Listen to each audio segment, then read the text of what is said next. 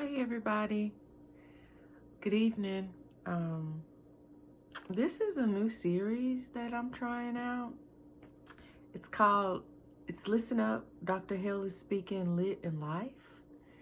And I just want to get on here and talk about books like an extended review and try to sprinkle in a little bit of me and a little bit of how we apply it to our life. And that's what I think literature can do anyway for us. If you're not using it to apply it to your life, then I think you're doing it wrong, because that's what writers are doing anyway when they're writing if it's literature, if it's poetry, not nonfiction, but literature and poetry and short stories. I think they're doing it so it can have an effect on your life in some way. So this is the first part of part one of the series that I'm trying, and this might be the first one or the only one, but I just want to give it a shot. So it's Listen Up, Dr. Hale is Speaking Lit in Life, and the first book that I'm doing is none other than Honey Girl by Morgan Rogers. Oh, I just love this book. It is so great. Okay. So I have my handy dandy little, I didn't want to kill the trees. So I have my iPad here with some notes, some quotes here that I think that are important that I want to kind of highlight and talk about. So I didn't want to do an Instagram live. I don't think I am cool enough yet to have an Instagram live. I don't think that many people would jump on the live yet. So I'm going to do the Instagram TV thing first. I just don't think I'm cool enough yet. So I'm just going to do this because I just think this works. So it's my page and this is what I'm going to do.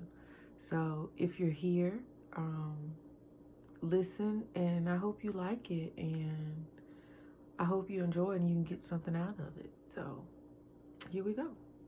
All right. So hello, lonely creatures. That's what Yuki says. All right. What's so funny about this novel is that when I first, I requested it on NetGalley, and I thought it was a romance novel. And I'm like, I don't do romance novels. I'm a romantic at heart. Love rom-coms. Like the whole idea of being in love, and the whole idea of love is just nice and something that I want in my life one day. But I don't read romance novels, so I was a little hesitant about getting this novel. But the thing about Bookstagram and how it's pushing me is to read outside of my favorite genre, which is historical fiction and literary fiction. And so that's why I wanted to read Honey Girl, is because I was like, I'm going to try and do that. And the fact that it was about someone who had just recently completed their PhD. And because I recently completed my PhD, I was like, I want to read about that experience. And so that is the second reason why I wanted to read it, because that intrigued me too. I wanted to see what this Black woman who had recently finished her PhD, what she was going to write about. And so those are the two reasons why it intrigued me. And so, yes. And so Grace Porter, she is this overly ambitious perfectionist who has been in school for 11 years. She is in astronomy. She has received her PhD, and she is just finished. And she goes to Vegas to celebrate with her girls. And she, in a drunken stupor, marries a woman she doesn't even know. And we can judge her for this. And, you know, as I'm reading, I'm thinking, what in the hell has this woman done? I judged her because I'm thinking, you don't know her. And I'm thinking, why is she doing this? Like, what's going on with Grace? Like, in the beginning, you know, this happens in the first couple of pages. Oh yeah, this is not spoiler free, so probably should have said that in the beginning. Yeah, this isn't spoiler free, guys and girls. So sorry. But yeah, so I don't understand why Grace is not thinking about her consequences about this marriage, but she ends up marrying this woman who then leaves her a note like, I married you, you're my wife, and here's my number on a business card, and I'll catch you on the flip side. And then Grace has to go back to Portland and resume her life and figure out what she's going to do with her life. She has no idea. And after you have completed that much of your life, people expect you, at least with finishing a PhD program, to have it all figured out. And sometimes it's just not that simple. It really isn't. And for those of you that are in academia, it is sometimes pure hell. And for those of you that are Black in academia,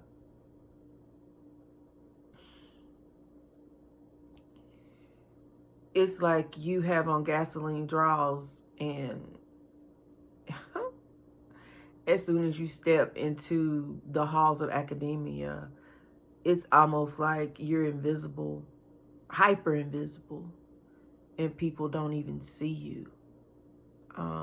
Even the good work that you do, it just makes you feel unseen, unworthy, and imposter syndrome just kind of sets in immediately, and you feel worthless. You feel like you don't belong, and you go through bouts of insecurities, and it can cause depression, anxiety, so many different things that you may give up, or you may even feel like this is no longer what you want to do. And, you know, Grace, she finishes.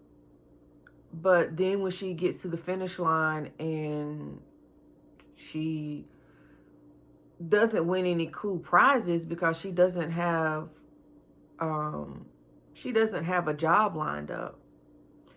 Because when she goes on an interview, she really tanks the interview because she doesn't even finish and she walks out because they just ask things of her, and she doesn't feel like they respect her.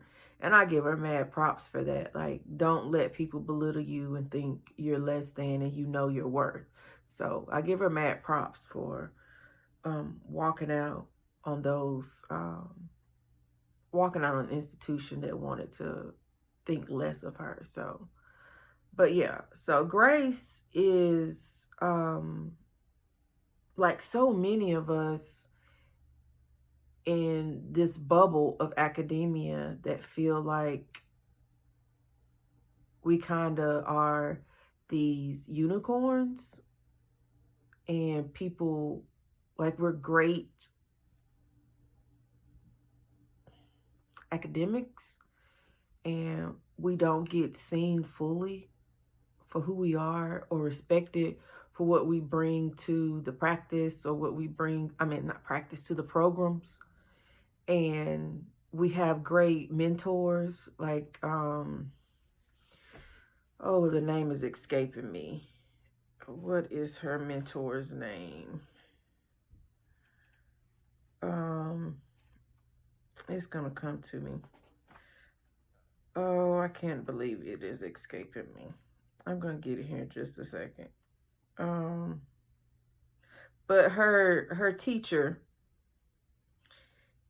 has tried to set her up for a job and to help her, and wants her to be a version of her. It's a white lady. But what she fails to understand is that she's a white woman and she has a knapsack of privileges that allows her to move in the academy in ways that Grace just can't. And Grace is not only she has intersecting oppressions. Not only is she a Black woman, but she's also a lesbian too. And that affects her movements in the academy as well. And so we have to be aware of those other oppressions that affect women as well. So that stops her from getting some of the things she wants in the novel too. So, and one of the other huge factors in this book is from her father, Colonel, who is constantly pushing her and forcing her to be this version of this perfect daughter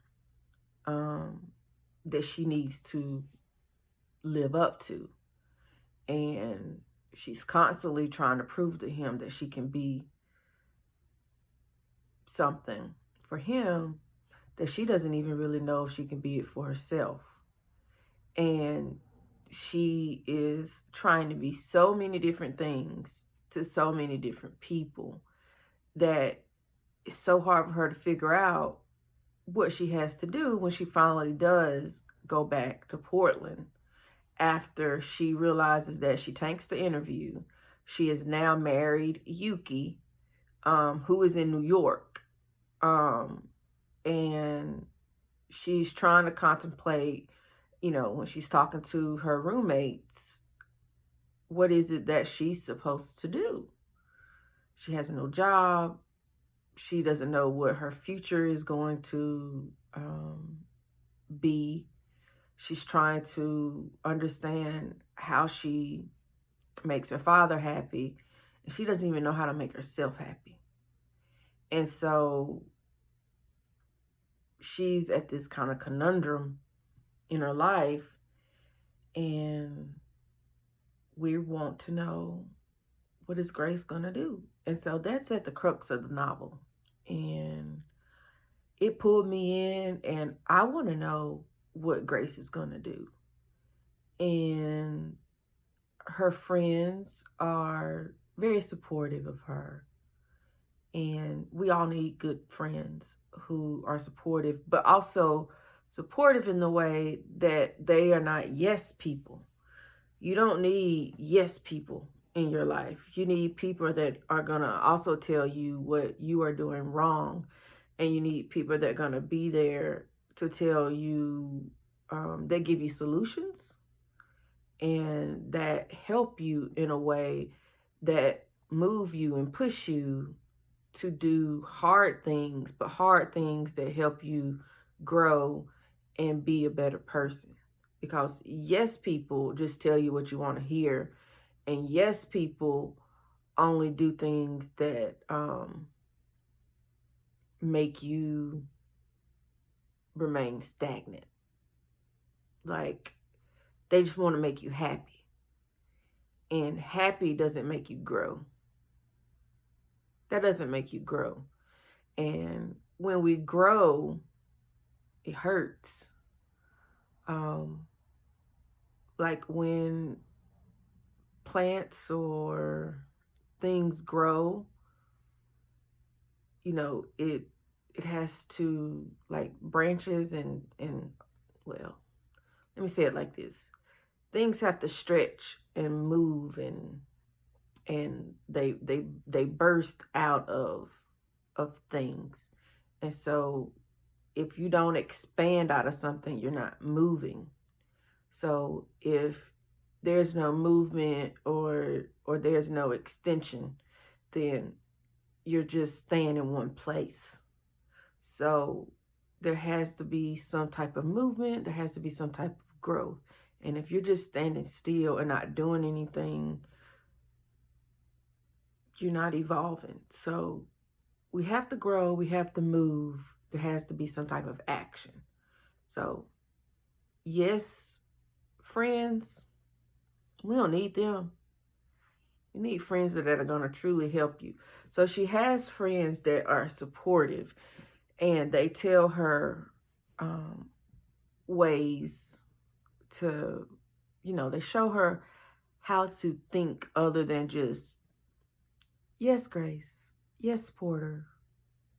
They show her different perspectives and things like that. So she has the 2 roommates, and then there's Raj and I think it's Mina, who are the makeshift sister and brother that work at her job. Oh, it's Professor Macmillan. That's her name. Okay, Mira and Raj. Okay, so Mira and Raj are the ones who work at the coffee shop, and then what are her 2 friends' name? The 2 friends are Hamina, that X, don't say that X. Hamina, and what is the other one's name? I should have wrote this down. Let's see here. I'm gonna get it.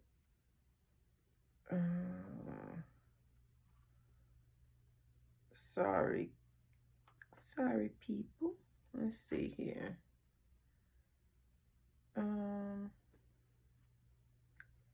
Is it Agnes? I want to say it's Agnes. Yes, Hamina and Agnes. Sorry about that.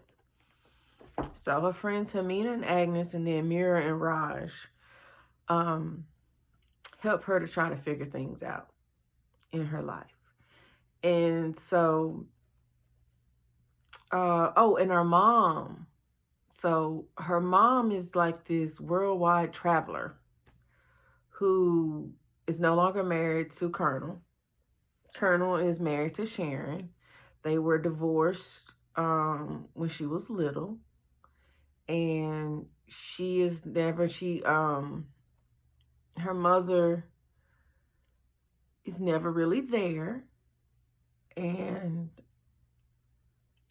Grace feels some type of way about that.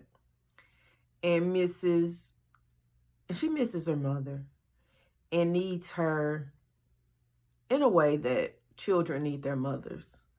And so there's some tension there in that regard, as it would be. And it kind of gets resolved in the end. So, but we ain't got there yet.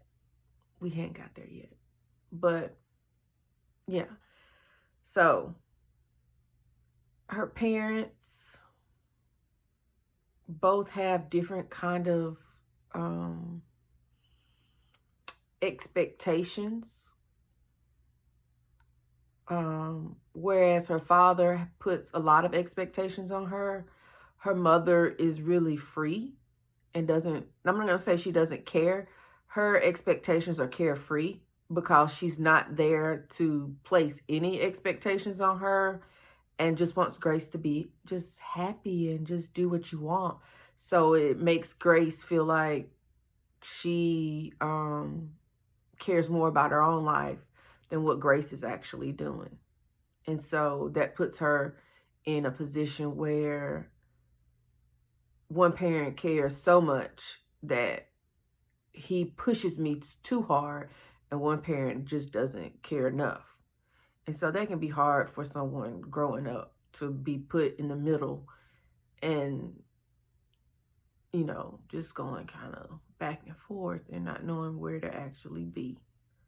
But the reason this novel tugged on me so hard is because being a former PhD student and being someone that had to go through the same things that Grace had to go through. And if any of you, I know some of us bookstagrammers are or some of you are PhD candidates and are going through a PhD program now. It's tough as nails. I don't care. I mean, I was in an English program. So some of you are in different programs. I don't care what type of program you're in. It's hell on earth. At least for black and brown students, it is. And I understand the workload is hard for any student, but to be a student of color in a PhD program, they put you through hell. And it's simply because of all of the expectations and the pressures of, mainly because of what you put on yourself, what others put on you, and this kind of hyper invisible feeling that you have when you get in the program. They don't see you. They pretend as if you don't exist. Your thoughts, your accolades, your conversations, your input, who you are as academic, they overlook it. You could say something very profound in in a discussion, and it doesn't hit the same way if someone else says it. Or if you say it, it's aggressive. Or you're deemed as the angry black woman. I've heard that so many times. Miss Hale, your response is so aggressive. Or my other classmates would say, oh, here comes the angry black woman. Like,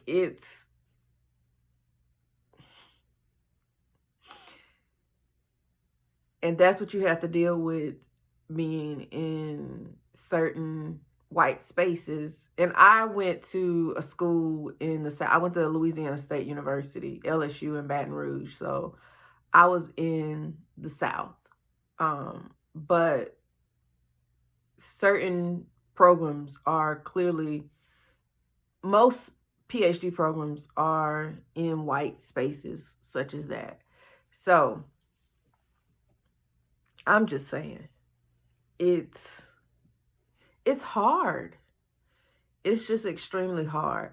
So the conversations that Grace is having with Professor McMillan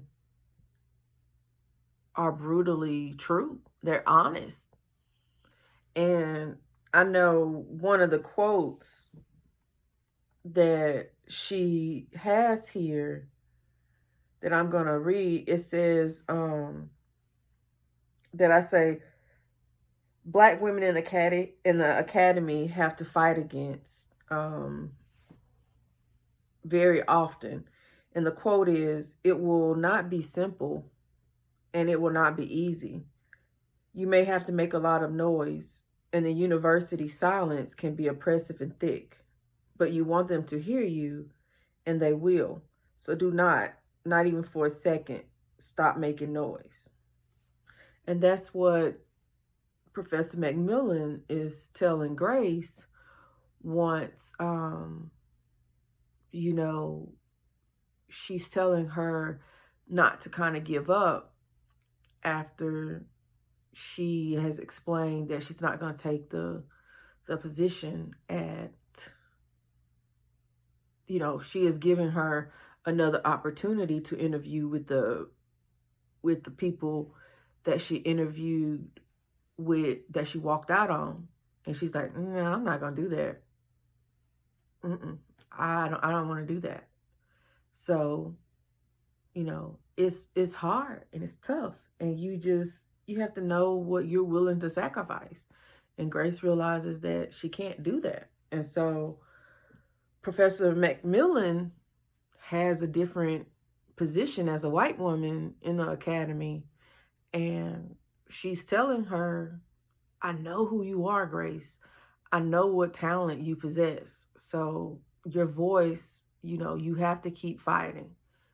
And sometimes it's a fight that Black women, you have to have your armor on and you have to keep fighting. And sometimes people can keep the fight going and sometimes people get tired. And if you stop fighting, that's okay too. Everybody can't keep fighting. Sometimes it's okay to lay the sword down. It's okay. All right. So, but I mean, it is what it is. So Grace, instead of, she has to lie to her father about, she can't be honest with her father because she's scared of him. She's so afraid of disappointing him. So afraid of disappointing her father. And so instead of just telling him, hey, Dad, I married a strange woman in Vegas and I'm going to stay with her over the summer and just take a break from trying to figure out what I'm going to do with my life because I don't know. She lies about going to find jobs and have an internship in New York. And that's what she lies about. So she tells him that she is going to internships in New York instead of going to stay with Yuki for the summer. And that's what she does. And so this little rendezvous or this little break to go be with Yuki is interesting.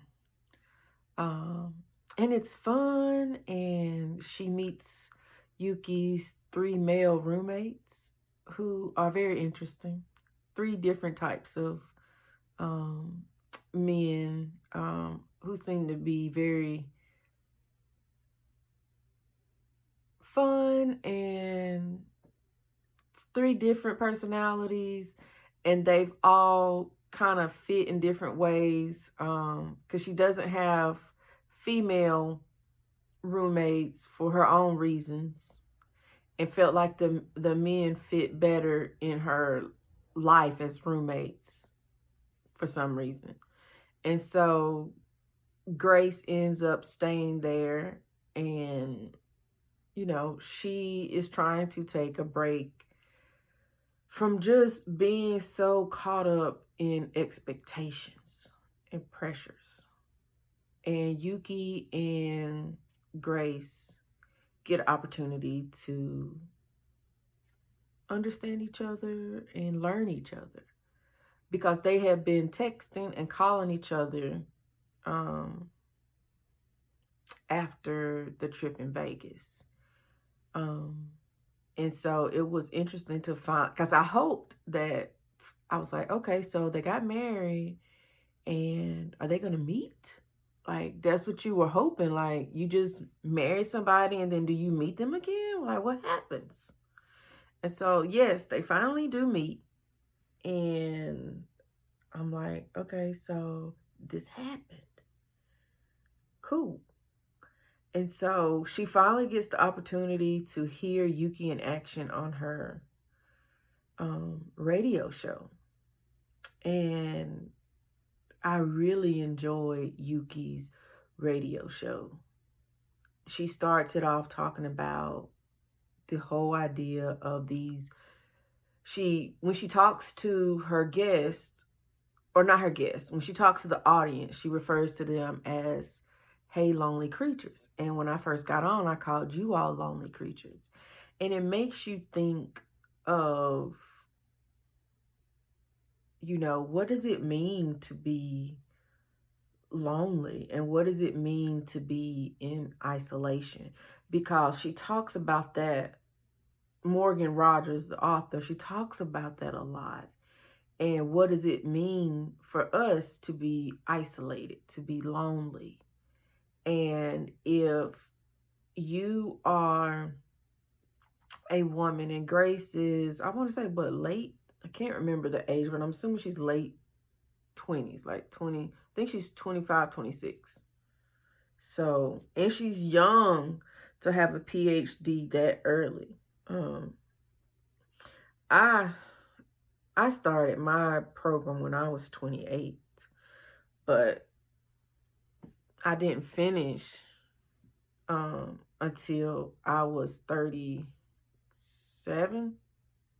Yeah, so it took me 9 years. It took me 9 years to finish, and because of medical and emotional reasons, because it's hard in life. And those of you that finish in 4 years, kudos to you. And that's great. And 4 years, you get a job, and then you get tenure. That's great. But I'm still struggling to, find a job. But I mean, hey.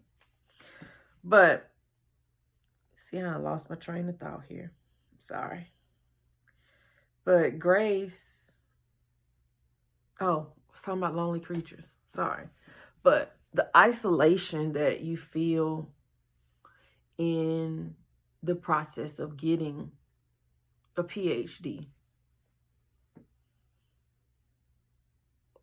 can be very emotional.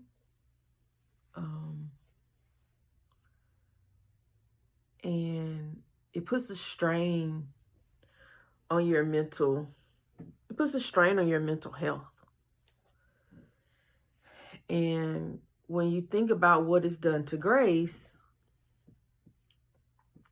in this regard, she has stopped taking care of herself. It's supposed to be a book about someone kind of falling in love. And like I said on my review, she stopped. I don't think she's ever really truly loved herself. Like, out of all of the people in the universe that we should love on and practice self-care, we always forget to do it to ourselves. And that's emotionally and mentally and physically, we forget to love on ourselves.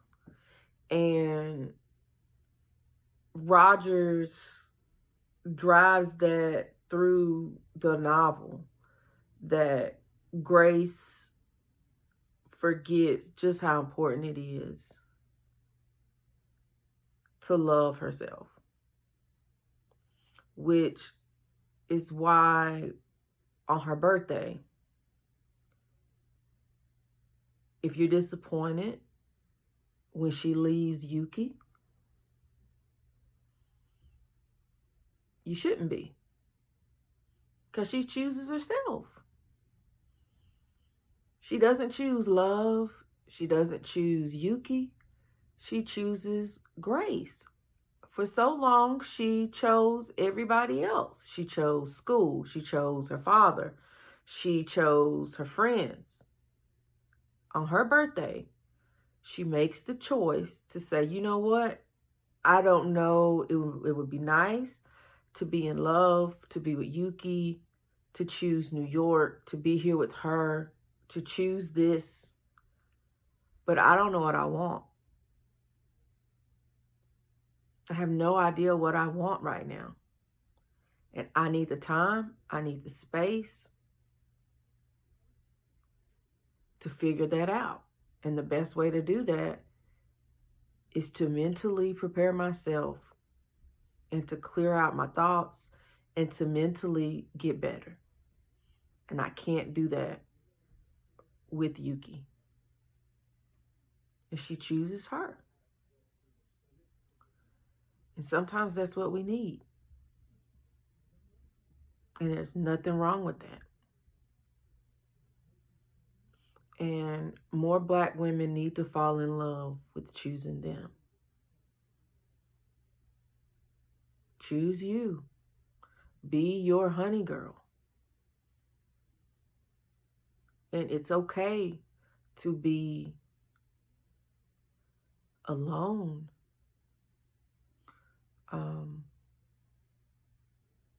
It's the difference between being lonely and being alone.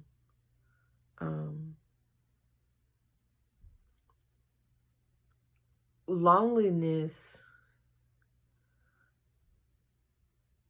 is where you feel a sense of maybe dread and hopelessness, that no one wants to be around you, or that you feel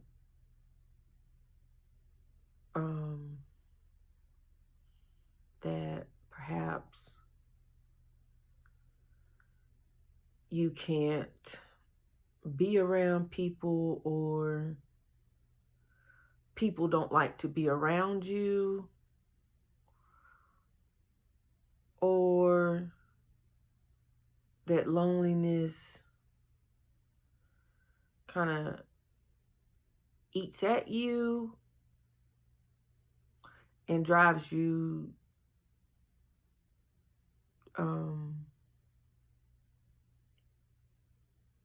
to points of, I don't want to say drives you crazy, but it drives you to kind of bouts of insanity where you don't know what to think, that no one's there for you, and things of that nature. But being alone, it just means it's time to yourself.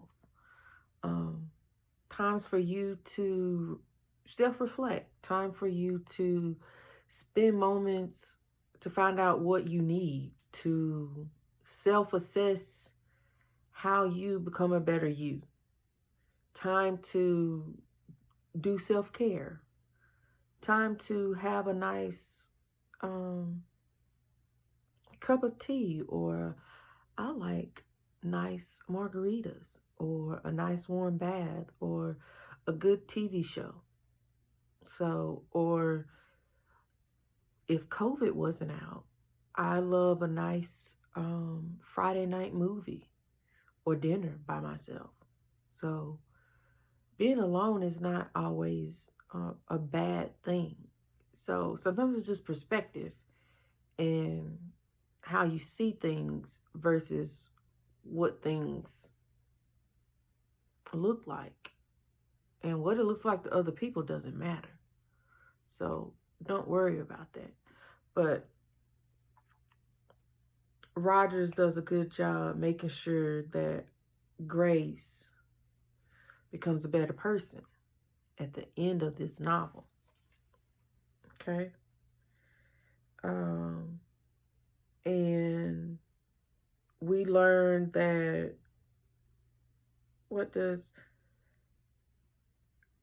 there was a quote in here from Yuki that I thought was great. It says, "I think the sun saw something in you, something bright all its own, and it picked you. It dripped sun rays from the top of your scalp to the very ends of your hair. and it made you fucking glow. I saw it. I saw you glow. So I thought it was interesting how sometimes you can't see how great and wonderful you are, and then other people can. And so Yuki saw something in her that she didn't see in herself. And people can see your potential. Like Professor Macmillan sees her potential and knows her potential and wants to continue pushing her. And Yuki sees not only this beauty and confidence in her. I mean, look at the cover. She is this honey girl. I mean, she's this beautiful, vibrant, smart, talented young Black woman. I mean, she's got a damn PhD in astronomy. I mean, she's a natural star. So, I mean, but sometimes you don't feel like that. You just don't. I mean, sometimes even those titles don't mean anything if on the inside you don't feel that. Okay? And then I know Raj, he also asked her, why do you always think you have to get through everything alone? It doesn't have to be hard alone. That one's tough. Sometimes real strong people hate asking for help. I know somebody who doesn't like asking for help. It's hard. It really is hard. But it's just a way to protect yourself. But I'm learning to let my guard down, and I'm learning to ask for help when I need help. So it's a process. And so Grace has to learn this same process too. And when you grow up with a dad as strict as Colonel, and with a dad like mine, you learn not to ask people for help, and you learn how to be independent. So it's your background sometimes and the people around you that kind of force this mentality on you. So it's a lot of unlearning that you have to do in order to be a better person. Okay?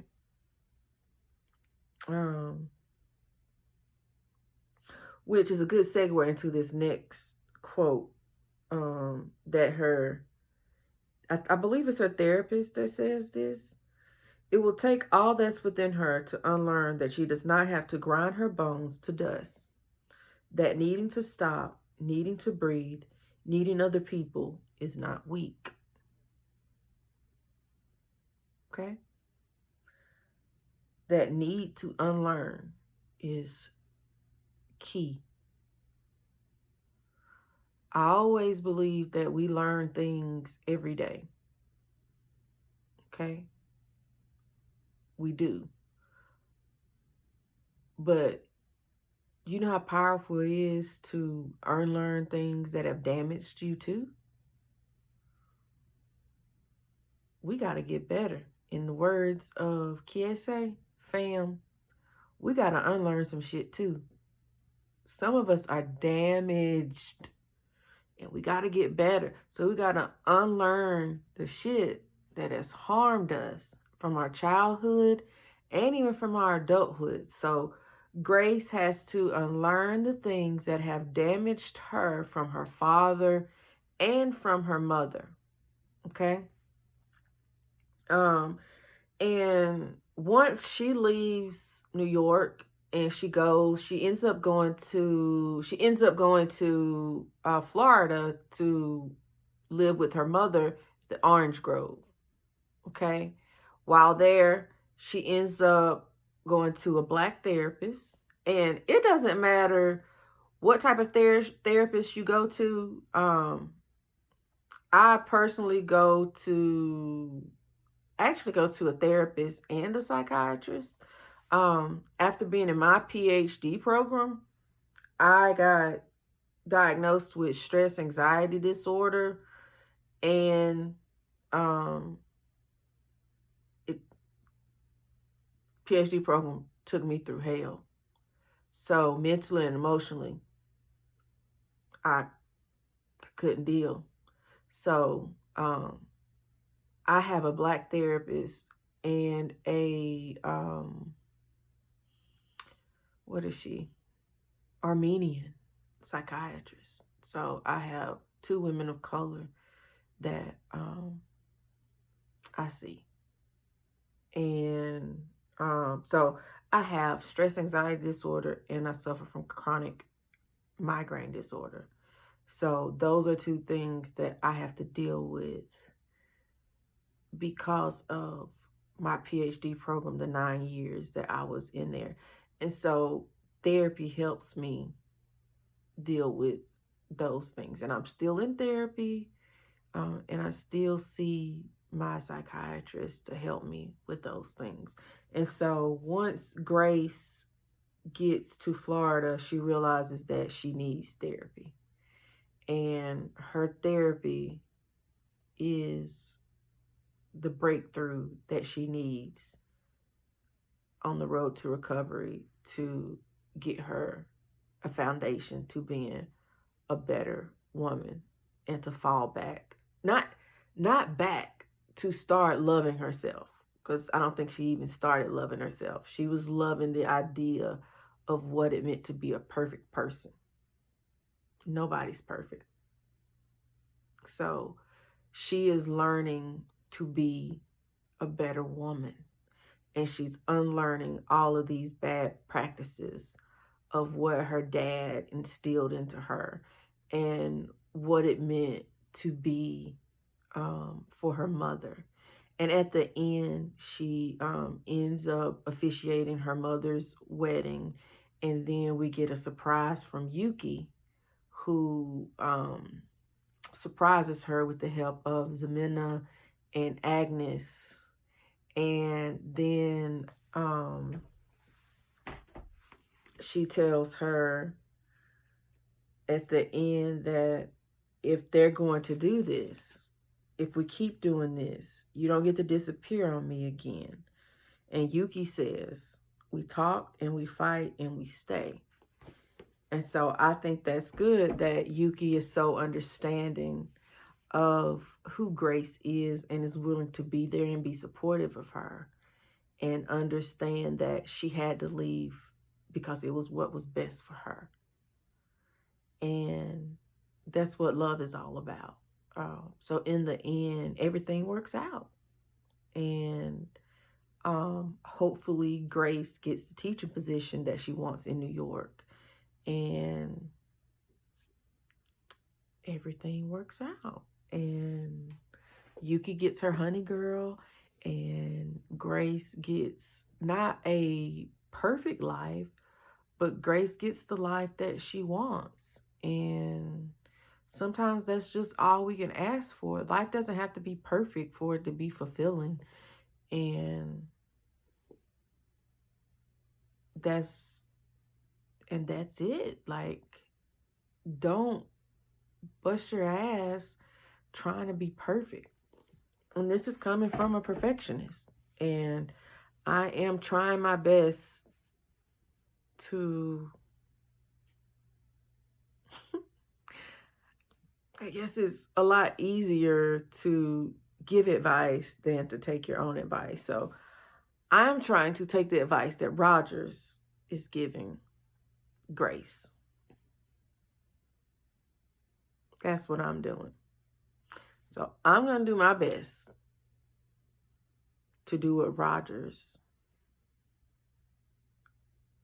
asked Grace to do.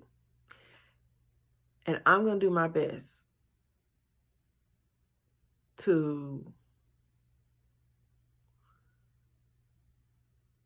not be perfect. It's okay if I'm just me, right?